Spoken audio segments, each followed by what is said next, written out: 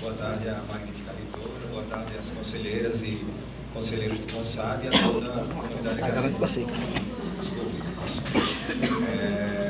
Então, eu gostaria de dizer que a gente está presenciando um grande ataque ao Estado de Bem-Estar Social e à Constituição de 88, que são frutos de conquistas, de lutas de movimentos sociais e sindicais do final da década de 70 e da década de 80, que conseguiu colocar no texto da Constituição um avanço para a época, que era dizer quais seriam as fontes de financiamento dos gastos com determinados direitos sociais, como, por exemplo, 18% da receita de impostos para a educação, 15% da receita líquida para a saúde e vincular também gastos previdenciários. E aí surge, nesse contexto de uma série de ataques aos cidadãos brasileiros, à população brasileira, uma PEC que tem como justificativa cortar gastos porque estamos em um período de crise. Só que, na verdade, essa PEC ela é uma grande mentira, porque o que ela vem fazer é acabar com as vinculações de receita que existem na Constituição de 88. E ela vem dizer que, na verdade, o gasto agora será a partir de um ano base, que será 2017, que será um ano ruim de arrecadação, porque ainda é um ano de crise, e os próximos 20 anos serão baseados no ano de 2017, que será um ano de parca arrecadação. E aqui quem é chefe de departamento, quem é pró-reitor, sabe muito bem como é que está o orçamento para 2017. Está causando um verdadeiro terror, porque a gente sabe que o corte já está vindo. E pensem bem, os próximos 20 anos vão ser baseados em 2017. E por que isso?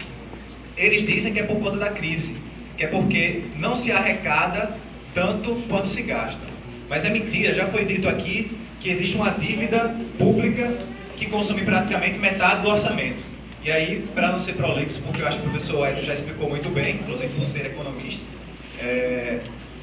mas tem um elemento que eu gostaria de trazer à baila, que é o seguinte: foi realizada uma CPI da dívida entre 2009 e 2010 e que encontrou uma série de ilegalidades e de inconstitucionalidades nessa dívida. E o que essa PEC está fazendo é legitimar uma verdadeira fraude já constatada na CPI da dívida de 2010 e que vem sendo estudada sistematicamente por um grupo chamado Auditoria Cidadã da Dívida, coordenado pela Maria Lúcia Fantorelli.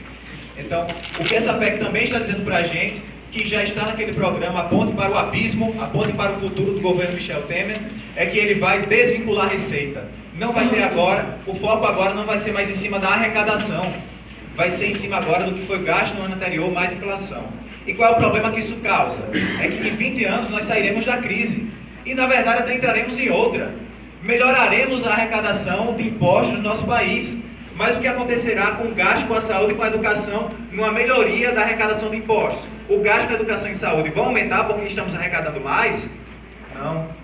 O que essa PEC coloca é que mesmo arrecadando mais, mesmo saindo da crise, continuaremos com os gastos congelados.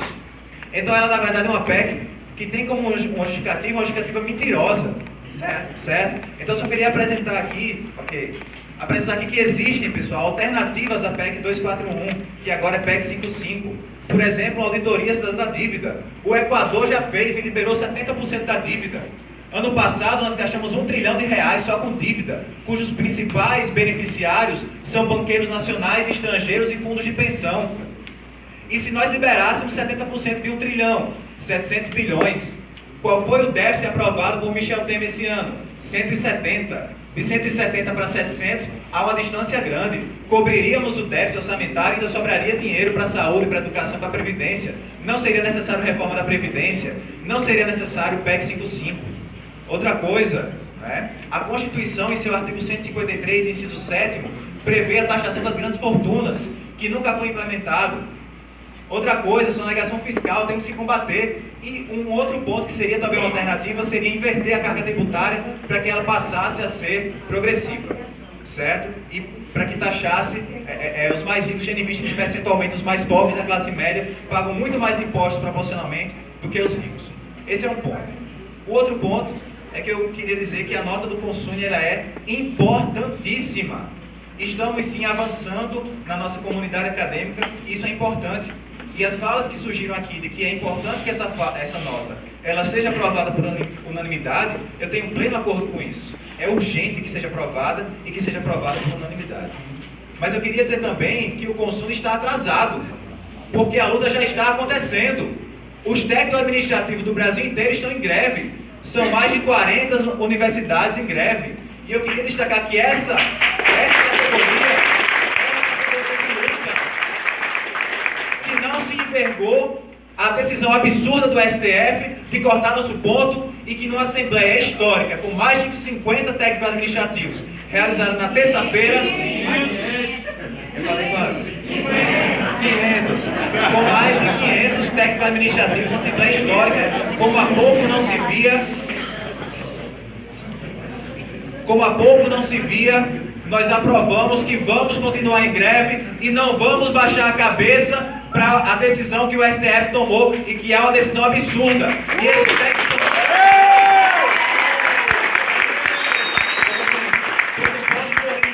ficar seu salário do mês, que é a nossa única fonte de renda, mas mesmo assim continuaremos em greve. Os estudantes também estão dando exemplo. Dos secundaristas aos universitários, estão ocupando as escolas, estão ocupando as universidades. Então, eu faço aqui as minhas palavras, as palavras do companheiro Flauzino já concluindo, que é o seguinte: a nota de hoje, ela é muito importante, mas nós precisamos do apoio das instâncias superiores desta universidade. Então, é urgente que o Consune se reúna novamente e aprove uma nova nota, mas dessa vez não apenas contra a PEC 55, mas também apoio à nossa greve, porque nós estamos com a corda no pescoço, e também apoio à ocupação institucional.